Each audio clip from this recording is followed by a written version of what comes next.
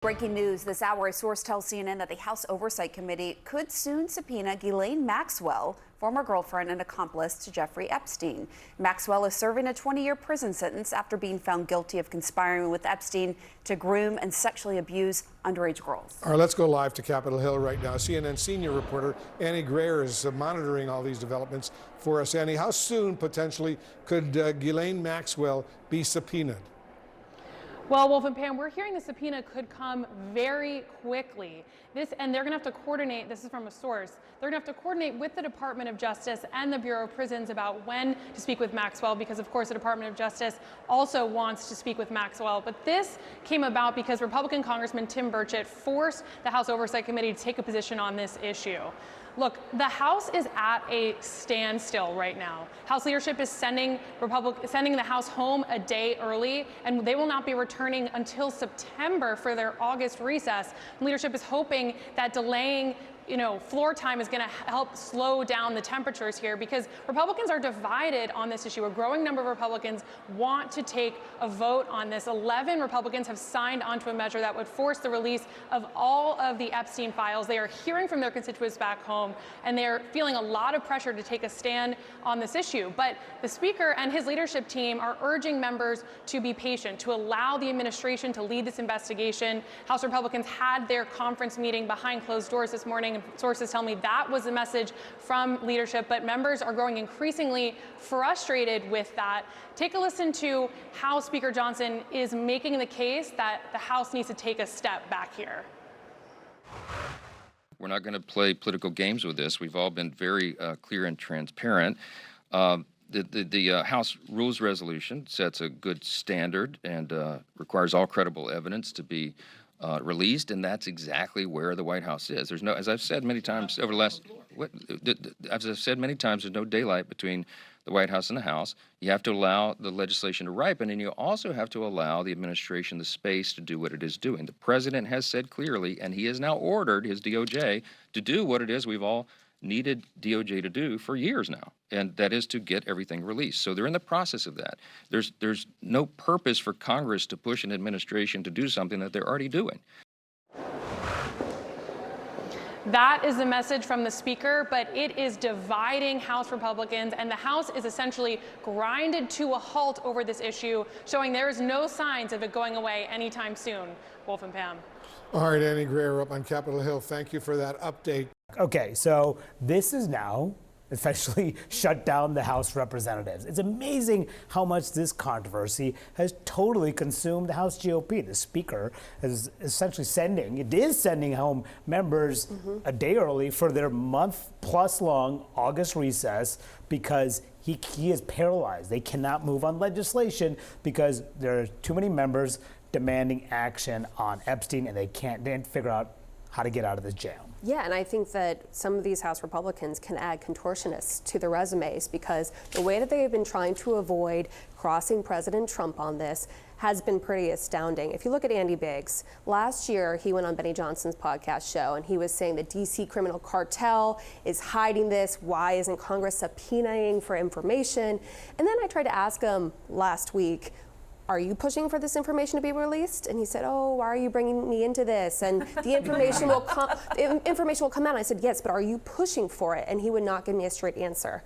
So there are definitely some really uncomfortable House Republicans, and this seemed like a maneuver by leadership to shield them, which they have been trying to do for the past weeks as this controversy becomes more and more uncomfortable. Yeah, because there's several things that are happening. There was a non-binding resolution that Johnson agreed to come forward last week, and then he said that resolution calling for the release of the Epstein files would not get a vote before the August recess. I asked him about that yesterday. And then there's a binding measure to try to force a vote on the House floor by Congressman Thomas Massie of Kentucky. He needs to get all a majority of the House to sign on to it to force a vote. But by recessing the House early, it essentially prevents that official effort from going forward. At least we'll delay that vote until September at the earliest. And then you have the House Oversight Committee now signaling it will subpoena Ghislaine Maxwell amid pressure from Republican members. Tim Burchett of the Congressman from Tennessee leading that charge. The question is going to be whether or not what Trump is doing, what Trump is saying is enough to satisfy folks in the GOP, both conservatives and more moderate members. That's a question that I asked a number of them over the last day.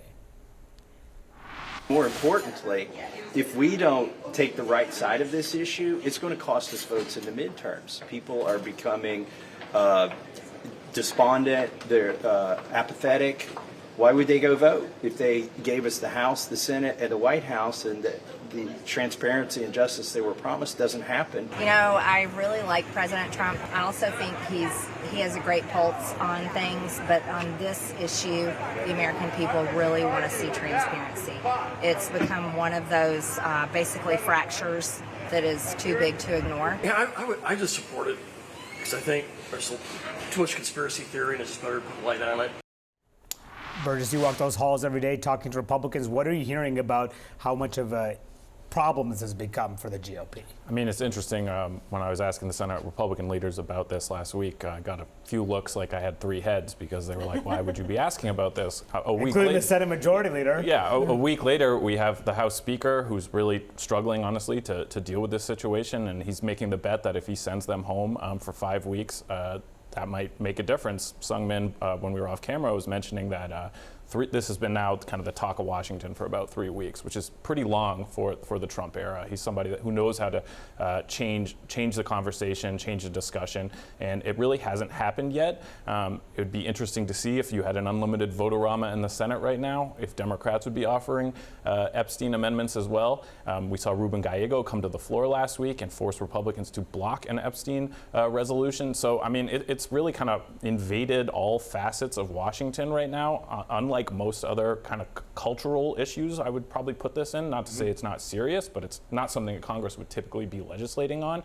And to Olivia's point, what you're hearing is a lot of Republicans trying to walk this fine line of this is really important, we need to hear more about this, but not pan the way that President Trump is dealing with it. Because I think there was a lot of sensitivity, for example, last week when Mike Johnson, the Speaker, appeared to sort of break with Trump and ask for more disclosure of this. And we're kind of seeing them try to recalibrate things right now with the subpoena. I talked to Ron Johnson, a senator from Wisconsin, on the way over to the show, and he seemed very interested in the Ghislaine Maxwell actions by the Justice Department, and he said he thinks she has the answers on everything. Yeah, and the question is, will time be enough? Will that bury the story, as the Republican leadership clearly hopes so, particularly in the House? Will summer recess calm things down, and Trump still clearly wants to talk about any other issues? But as you were saying, Burgess, there's a majority, widespread of the American public, they want this information out there. Like 80-90% of the polls suggest that that's what the public wants here.